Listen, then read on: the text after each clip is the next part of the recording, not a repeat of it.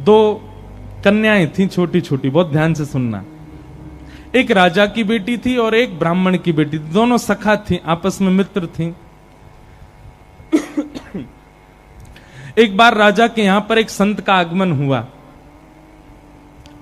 तो संत शालिग्राम भगवान की सेवा कर रहे थे। वो दोनों कन्याएं बैठ करके देख रही थीं। दोनों के मन में भाव आया, इस संत जैसे सेवा करते हैं वैसी सेवा हमको भी मिल जाए। तो दोनों संत से कहने लगी, बाबा हमको भी सेवा दे दो, हमको भी ठाकुर जी दे दो। तो संत ने मन में विचार किया, छोटी छोटी कन्याएं, ये क्या जाने असली नकली क्या होता है। उन्होंने शालिग्राम जैसे दिखने वाले चिपटे 2 पत्थर लिए और दोनों कन्याओं को दे दिए। दोनों कन्याएं बड़ी प्रसन्न हो गईं, बोले वाह हमको ठाकुर जी मिल गए। दोनों ने गुरुजी से पूछा, गुरुजी इनका नाम क्या रखें?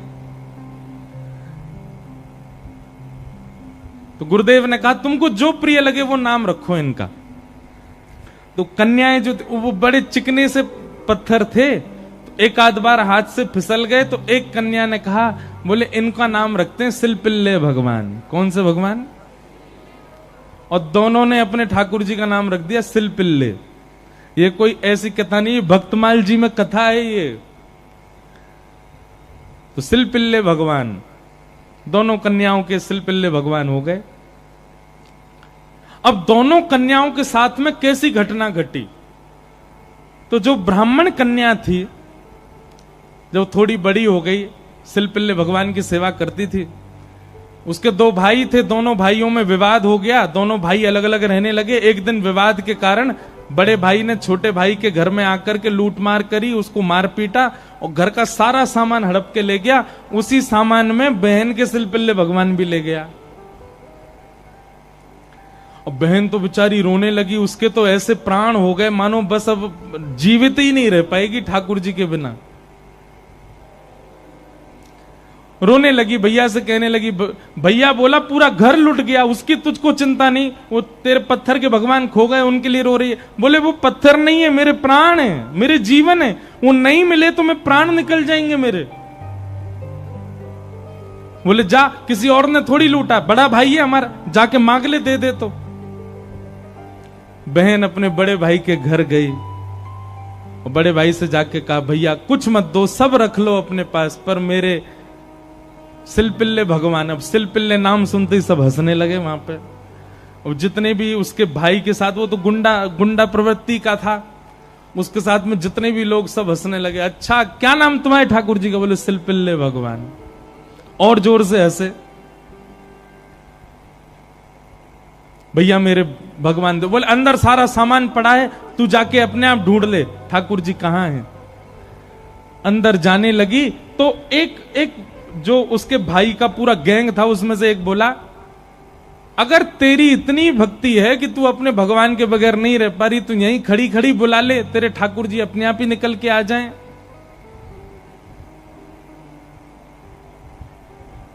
ये बात उसके प्रेम पर मानो प्रश्न चिन्ह लग गया। वह भी मन में सोचने लगी, मैं बचपन से सेवा कर रही हूं, सिलपिल्ले को कभी अपने हृदय से दूर नहीं करती, पर आज इसकी बात से मुझको ऐसा लग रहा है कि मैं तो प्रेम करती हूं, पर वो प्रेम करते हैं कि नहीं, आज उसका भी पता चल जाए। और बाहर खड़े खड़े करुण क्रंदन करते हुए, भाव निमग्न होते हुए, नेत्रों से अविरल अश्रुधार गिर रही है। हां नाथ, हां मेरे सिलपिल्ले नाथ, मेरे पास आ जाओ। दोनों भुजा उठा करके जैसे ही रुदन करने लगी, कक्ष में से वो सामान्य सा पत्थर जिसकी वर्षों से सेवा कर रही थी, वो अपने आप उछट करके आया और उस कन्या के हृदय से आकर के लग गया। बोलो सिलपिल्ले भगवान की। और महाराज ये देख करके भाई और उसका जो पूरा गैंग था, वो सब आश्चर्यचकित हो गए। परिणाम यह हुआ कि सब लोगों ने अपनी सब सामग्री जो उसके भाई की लूट ली थी, सब इकट्ठी करके दे आए। बोले भैया हम तो ऐसी समझते थे, पर आज वास्तव में हमने भक्ति का दर्शन किया। अब राजकन्या जो थी, उसके सिलपिल्ले भगवान, उनके साथ कैसी घटना घटी? कन्या का विवाह हुआ और जिस पुरुष के साथ में विवाह हुआ वो किसी भी रूप से भक्त नहीं था, ना वो भक्त था ना उसका परिवार भक्त था। कन्या ने विवाह के लिए मना तो किया पर माता पिता नहीं माने, विवाह कर दिया। अब वो तो बस अपने सिलपिल्ले भगवान को हृदय से लगा के रहे, बोले कि मुझे पता है ये मेरा पति और ये परिवार पूरा जो है ये बिल्कुल भी भक्ति भाव इनके चित्त में नहीं है, पर नाथ बस आप मेरे साथ रहोगे तो मैं पूरा जीवन निकाल लूंगी। अब जिससे उसका ब्याह हुआ था वो तो काम क्रोध लोभ मोह सब था उसके अंदर, वो तो इसी कारण से विवाह कर रहा था, भोग वृत्ति थी उसकी।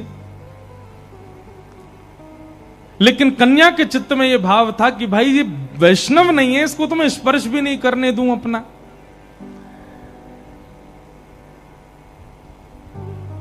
रात्रि में चर्चा कर रहा था पत्नी से, बातें करने लगा, बातें करते करते और उसने कहा ये क्या है तुम्हारे हाथ में? बोले ये मेरे भगवान है, सिलपिल्ले भगवान। सिलपिल्ले नाम सुनते ही इतना हंसा, हंसते हंसते बिस्तर से गिर गया। बोले कौन है? सिलपिल्ले भगवान। बोले आप हंसिए मत, ये मेरे ठाकुर जी हैं, मैं बचपन से इनकी सेवा करती हूं। अच्छा ठीक है, रखो इनको अपने पास। लेकिन वो उनको दूर करना चाह रहा था, बार बार लेकर के हटाना चाह रहा था। और वो राजकन्या कस के पकड़े, बोले नहीं आप इनको मुझसे दूर मत करो, ये मेरे प्राण है, ये अगर दूर हुए तो मैं प्राण त्याग दूंगी। 1 दिन 2 दिन 4-5 दिन बीत गए, लेकिन वो ऐसे ही रहे, सिलपिल्ले भगवान को हृदय से लगा के रहे। उसका यही था कि मैं पूरा जीवन इनके साथ नहीं रह सकती, पर आप रहोगे तो मैं रह लूंगी। एक दिन उस राजकुमार को क्रोध आया और उसने जब हट पूर्वक हाथ हटाए और वो सिलपिल्ले भगवान को खींच करके और बाहर एक सरोवर था, सरोवर में फेंक दिया। जैसे ही सरोवर में फेंका वो राजकन्या वहीं मूर्छित होकर गिर पड़ी। पूरा परिवार इकट्ठा हो गया, सब लोग सोचने लगे, बोले अरे ये क्या हो गया, इसके कहीं प्राण ना निकल जाएं, पूरे गांव में हमारी निंदा होगी, इसके पिताजी बहुत बड़े राजा हैं, हमको कारागृह में डाल देंगे। क्या किया तूने? बोले कुछ नहीं, पत्थर लगाए, बैठी रहती थी, मैंने फेंक दिया तो नाटक कर रही है मूर्छा की। खूब प्रयास किया लेकिन होश में नहीं आई। जैसे तैसे होश में आई, वैद्य के बुलाने के बाद उठते ही मेरे सिलपिल्ले कहां हैं, मेरे सिलपिल्ले कहां हैं। गोताखोरों ने जाकर के पूरा सरोवर ढूंढ लिया लेकिन ठाकुर जी नहीं मिले। अंत तो गत्वा वही सरोवर के किनारे आकर के बैठ गई और रुदन करते हुए बोली, हे मेरे सिलपिल्ले नाथ, यदि मैंने वास्तव में बाल्यकाल से आपको अपना प्रियतम मान करके भेजा हो, आपकी निष्ठा से सेवा की हो, तो आप कृपा करके मेरे पास आ जाना। और यदि आप मेरे पास नहीं आए तो मैं एक क्षण और चिंतन नहीं करूंगी, तुरंत अपने प्राणों का परित्याग कर दूंगी। उसका पूरा परिवार खड़े होकर के देख रहा था। जैसे ही उसने कहा कि हे नाथ, यदि आप नहीं आए तो मैं प्राण त्याग दूंगी, ये बात कहते ही हाँ नाथ, हाँ नाथ, हाँ नाथ करुण क्रंदन करने लगी। तुरंत सरोवर में से अपने आप सिलपिल्ले भगवान निकल करके आए और उसकी छाती से आकर के लग गए।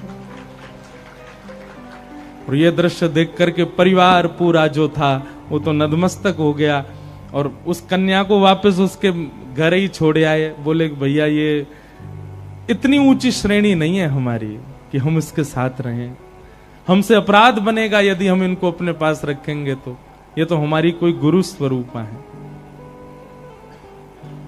प्रीति, अरे सामान्य से पत्थर को उन्होंने भगवान मान लिया और ठाकुर जी उसमें भाव।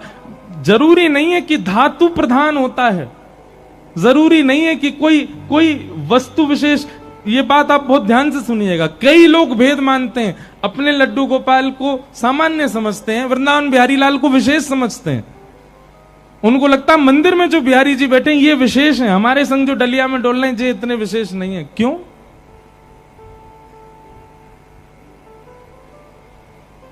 ये भेद दृष्टि मत रखो। वो बिहारी जी जितने श्रेष्ठ हैं उतने ही श्रेष्ठ आपके ठाकुर जी हैं। ये विश्वास प्रगाढ़ रखो अपने ठाकुर जी के प्रति, ये भाव प्रगाढ़ रखो।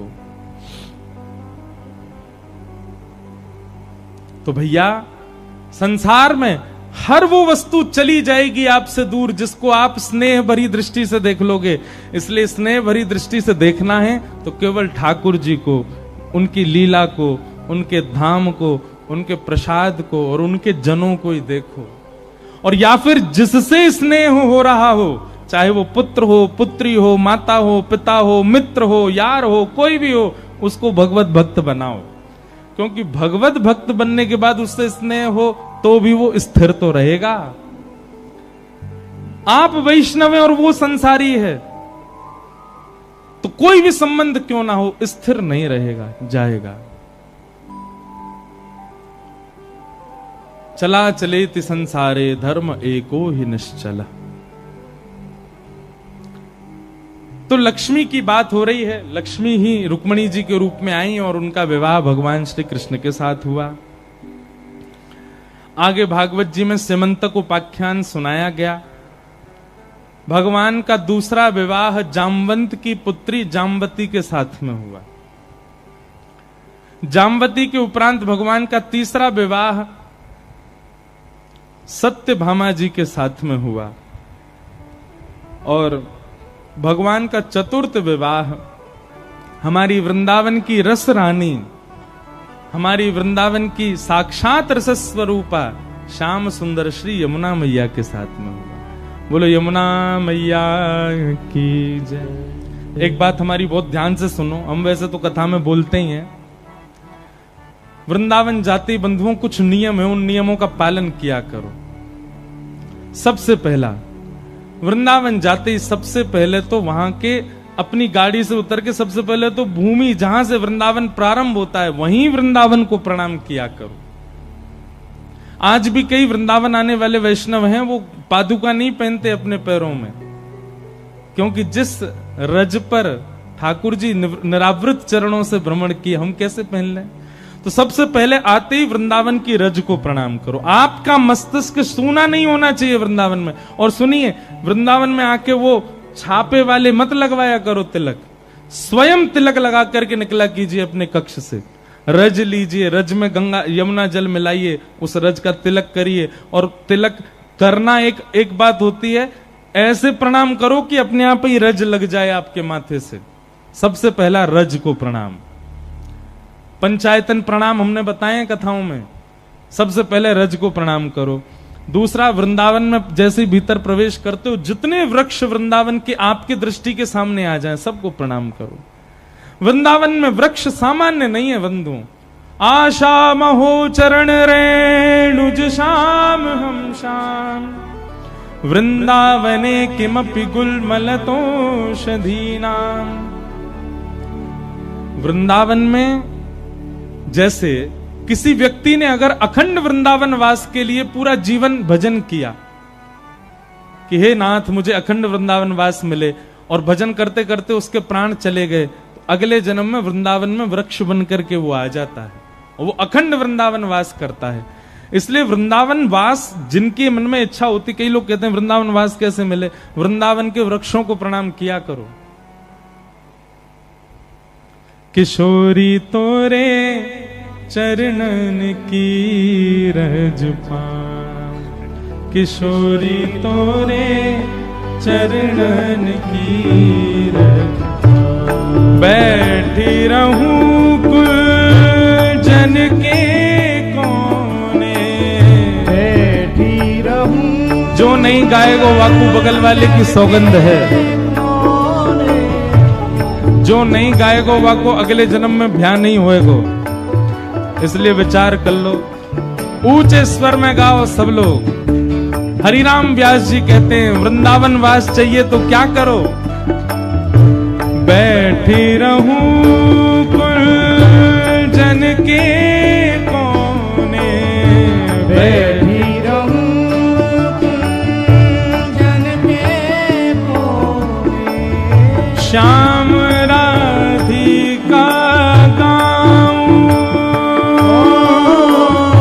श्याम राधिका गाऊं। किशोरी तोरे चरणन की रज पाऊं, किशोरी तोरे चरण की रज पाऊं। किशोरी तोरे चरणन की रज पाऊं। किशोरी तोरे चरणन की रज पाऊं। वृंदावन जाओ तो अपने एक नाम की माला या गुरु मंत्र की माला किसी वृक्ष के पास बैठ करके करके आओ, किसी भी वृक्ष के पास, क्योंकि वह वृक्ष अखंड वृंदावन वासी है, वही आपको वृंदावन प्रदान कर सकता है। इसीलिए आचार्य कह रहे हैं, बैठी रहूं कुंजन के कोने, कुंजों के कोने में बैठो, वहां श्याम राधिका गाओ। जारज को ब्रह्मादिक तरसत, सूरज शीश चढ़ाऊं। जारज को ब्रह्मादिक तरसत, सूरज शीश चढ़ाऊं।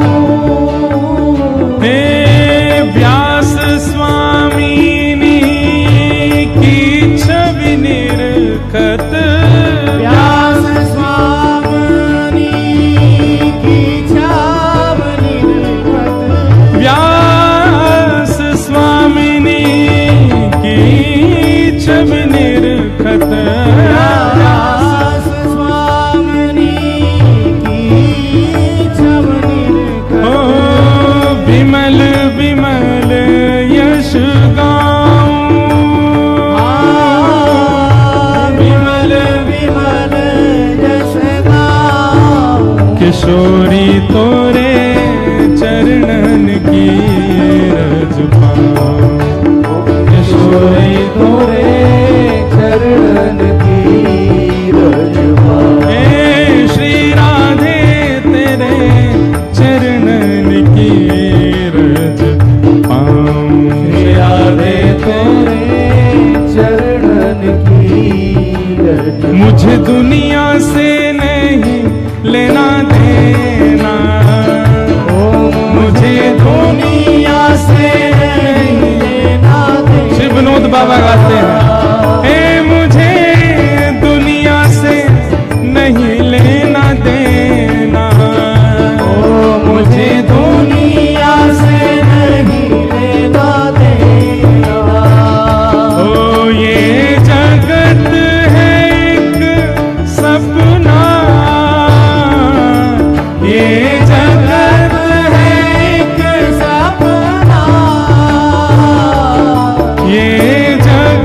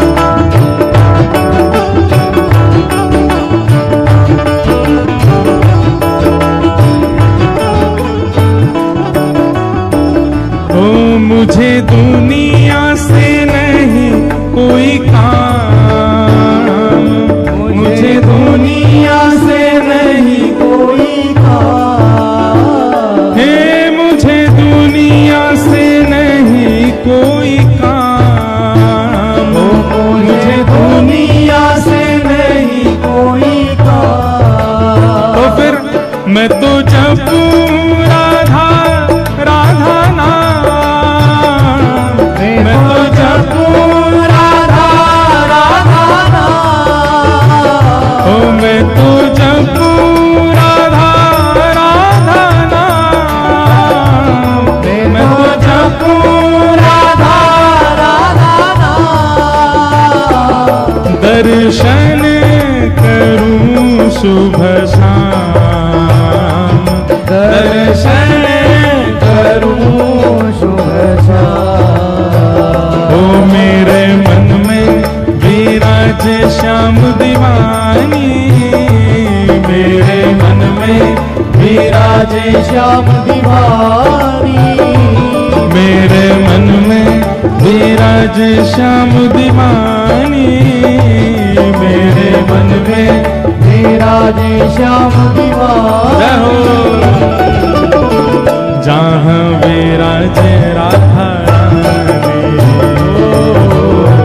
जहाँ विराजे राधा रानी, ओ मेरो मन लगो बरसाने में, जहाँ विराजे राधा रानी, मेरो मन लगो बरसाने में, जहाँ विराजे राधा रानी। हे मेरो मन लगो बरसाने में, जहाँ विराजे राधा रानी,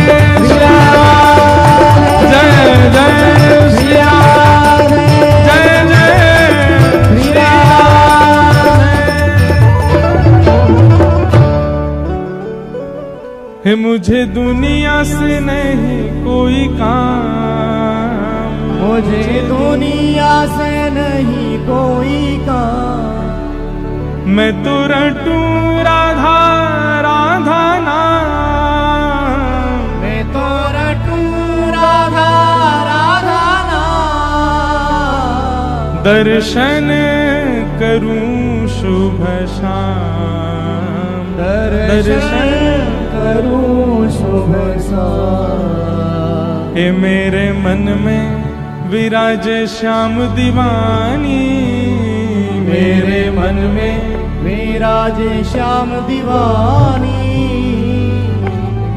जहाँ विराजे राधा रानी,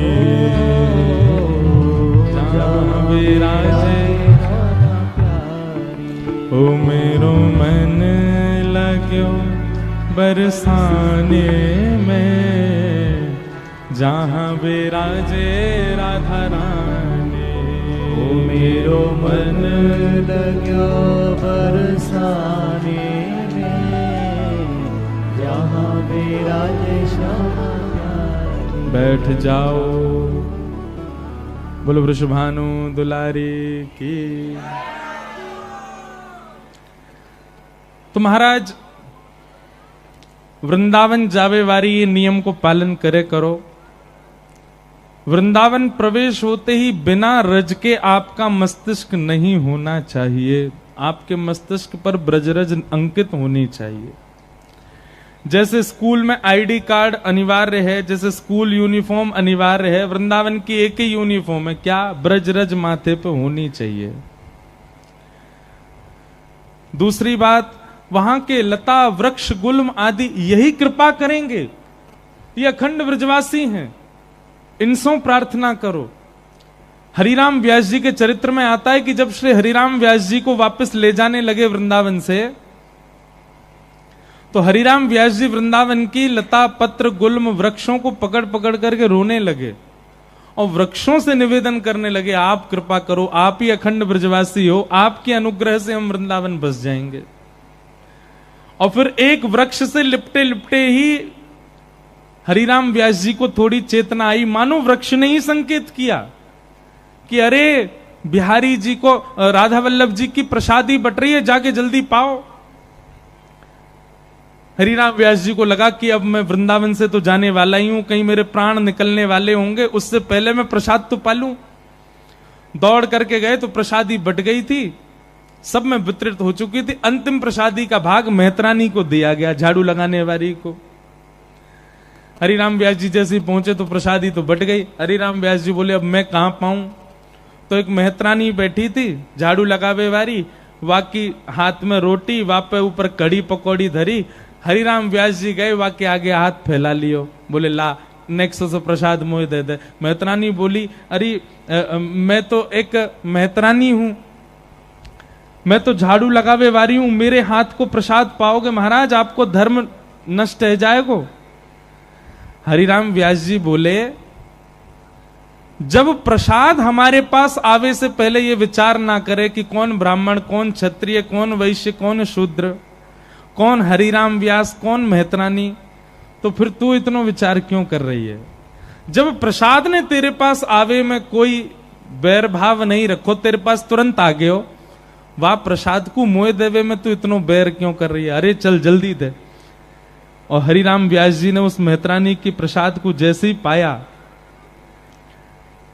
उनका एक बहुत सुंदर पद है, व्यास जी का मिल जाए तो, हाँ ध्यान से सुनना, हरिराम व्यास जी क्या कह रहे हैं कि व्यास मिठाई विप्र की तामे लागे आग, व्यास मिठाई विप्र की तामे लागे आग, वृंदावन के स्वपच की झूठन खइये माग। श्री वृंदावन के स्वपच की झूठन खइये माग। वृंदावन में भैया सुच्चो सुच्चो प्रसाद मिले, जो मत रखो। बंदर कई बार खाते खाते आधो छोड़ जाए, बाकू उठा के खा जाया करो। वृंदावन को वही को झूठो मिल जाए, वो हरिराम व्यास जी आज्ञा कर रहे हैं। वृंदावन के स्वपच को रहिए सेवक होए, तासों भेद न कीजिए पीजे पद रज धोए। ये तो वृंदावन के स्वपच के लिए बताया गया। बहुत ध्यान से सुनो सब लोग, आज बहुत गर्मी है, बहुत गर्मी है। चलो अभी हम एसी चलवाते हैं, आज नहीं कल चल जाएगा, ठीक है। एसी सब घर में जाना, सोफा पे बैठना, एसी चला के 6 बजे से ही बैठ जाना। आज बहुत गर्मी है ना, हमारे एसी भी नहीं चल रहे, पहले दिन आते ही ना चल रहे, बस आपको दिखावे को लगा रखे हैं।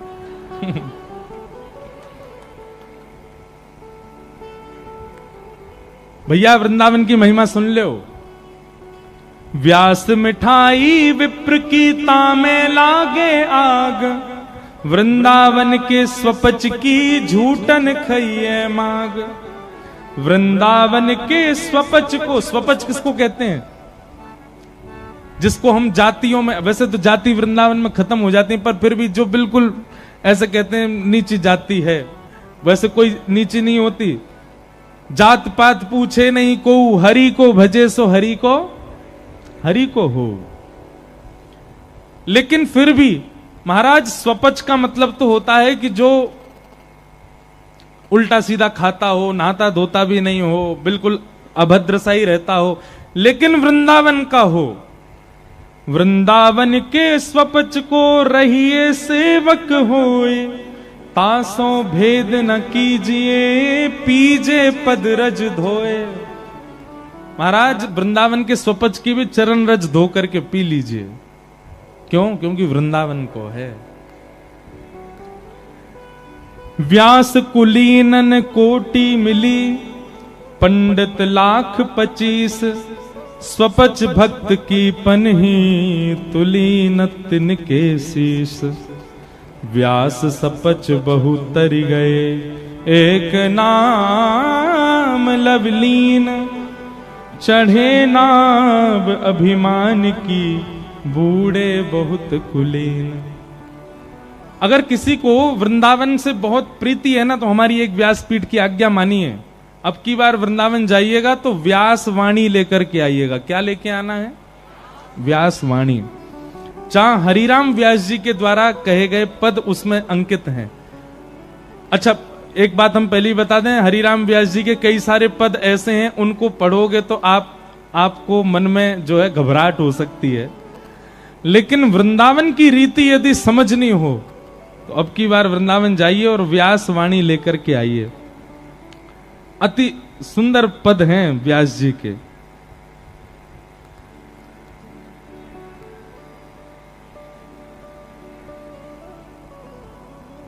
तो हरिराम व्यास जी क्या कह रहे हैं कि भैया कोई वृंदावन वासी मिल जाए, वो तो स्वपच भी हो तो भी बाकी पदरज धो करके पी लो। होना चाहिए वृंदावन वासी।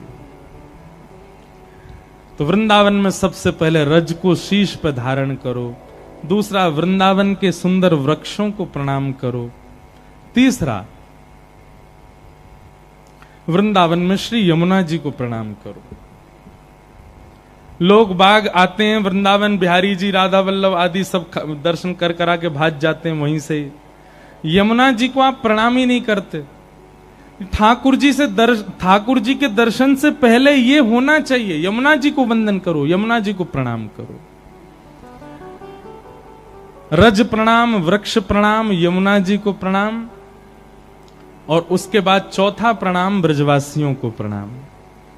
ब्रज के जो वासी हैं उनको वंदन करो, और पंचम प्रणाम कीजिए श्री गोपेश्वर महादेव को। इन 5 को प्रणाम करने के बाद तब जाइए जहां आपकी ठौर है, जहां आपके गुरुदेव हैं, जहां आपको मन लगो भयो है। इन 5 को प्रणाम करके आप जाएंगे तो ही आपकी वृंदावन रीति, वृंदावन दर्शन पूर्ण होगा।